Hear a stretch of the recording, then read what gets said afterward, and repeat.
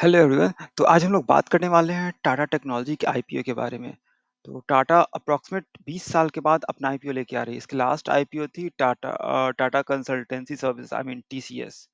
तो उसके बाद हम देख लेते हैं कि ये टाटा टेक्नोलॉजी किस-किस बिज़नेस सेगमेंट में काम कर रही है। तो इसके लिए हम आ चुके हैं टाटा टेक्नोलॉजीज़ के वेबसाइट पे। यहाँ पे इंडस्ट्री में देख सकते हैं, यहाँ ऑटोमोटिव है, इंडस्ट्रियल हेवी मशीनरी है और एरोस्पेस है, ठीक है?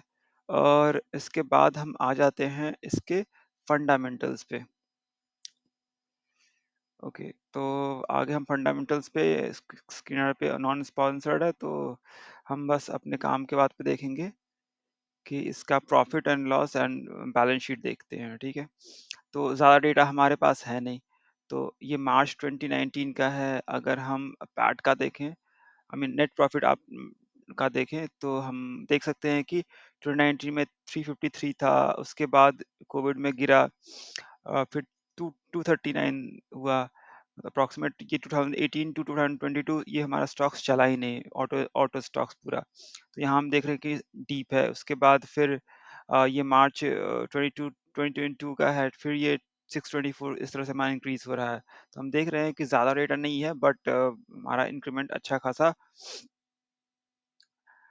हो रहा है, ठीक है? और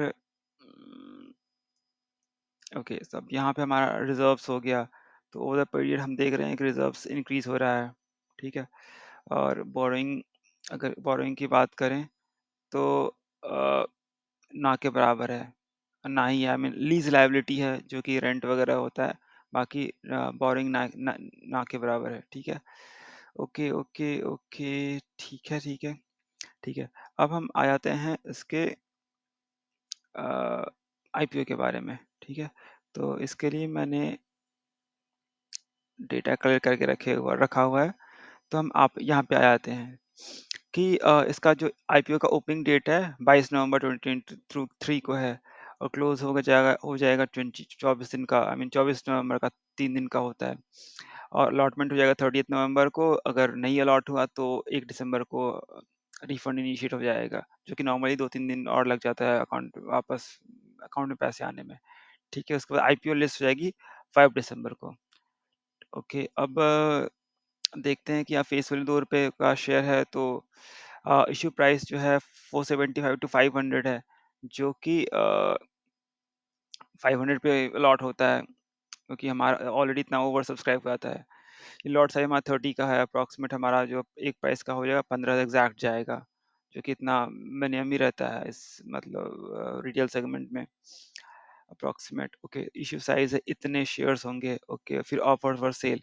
तो एक्चुअली ये ना ऑफर फॉर सेल आ रहा है। आई मीन तो इसका मतलब क्या होता है कि अ, जो existing share holders share holders हैं, ये अपने शेयर्स को ऑफलोड करना चाहती है। इससे क्या होगा कि शेयर बेच के वो अपना पैसा अर्न करना चाहती है, उसको अपने पर्पस के लिए यूज़ कर सकती है, ठीक है?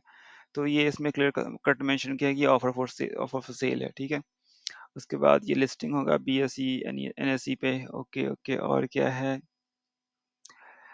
ओके, तो ये हमारा रिटेल हो गया चेन्नई, ठीक है, कोई बात नहीं, इसका हमें इतना नहीं है मतलब। Okay, so next thing is revenue from operation. तो यहाँ पे हम देख सकते हैं कि जो इंडिया से ऑपरेशन अप्रॉक्सीमेट 29% है, यूरोप से 31% है, और नॉर्थ अमेरिका से 32% है, रेस्ट ऑफ द वर्ल्ड से 8.2। अगर हम सिर्फ नॉर्थ अमेरिका और यूरोप की बात करें, तो अप्रॉक्सीमेट 63, ओके, सो 63% है। और हम इंडिया की बात करें तो 30%, रेस्ट ऑफ द वर्ल्ड 8% है। तो अगर हमारा इंटरनेशनल इंटरनेशनल मार्केट में कुछ इम्पैक्ट आता है, तो ये हमारा इम्पैक्ट हो सकता है इस शेयर पे भी। तो ये जानने वाली बात है।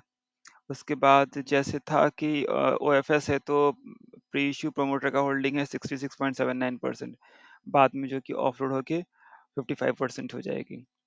ओके, तो अब नेक्स्ट है इसका स्ट्रेंथ क्या है। तो इसमें है क्या कि इसका स्ट्रेंथ है कि काफ़ी एक्सपर्ट है ये ऑटोमोटिव इंडस्ट्री में। इसके अलावा अगर इलेक्ट्रिक व्हीकल की बात करें, मैन्युफैक्चरिंग बात करें, पोस्टल सपोर्ट की बात करें, ये इसका स्ट्रेंथ हो गया। और इसका डिजिटल कैपेबिलिटी उसको स्ट्रेंथ करता है इनके जो यूनिक टूल्स हैं। और जो मार्केट की बात करें, जो हमने ऊपर देखा ही, ग्लोबल मार्केट, ग्लोबल इसका प्रेजेंस है। और वीकनेस क्या है कि जो सबसे ज़्यादा पैसा इनके पास आता है, अर्निंग आता है, वो टॉप 5 कस्टमर से ही आता है। और जो कि ये हम ऑटो सेक्टर में काम कर रही है, तो अ, ये लॉट डिपेंड करता है और कार इंडस्ट्री पे, ऑटो इंडस्ट्री पे। अगर ये अच्छा नहीं चला तो इसका भी बिजनेस हमारा डमाडोल हो सकता है। बट अभी तो ऑटो का बिजनेस धड़ाक एकदम धूम धड़ाम चल रहा है, तो I think we are good for now. उसके बाद क्या है, पीपल आर ओके। अगर आपको लगता है कि ऑटो इलेक्ट्रिक कार फ्यूचर नहीं है, तो फिर आपके लिए ये स्टॉक नहीं है। बट या so this is what it is.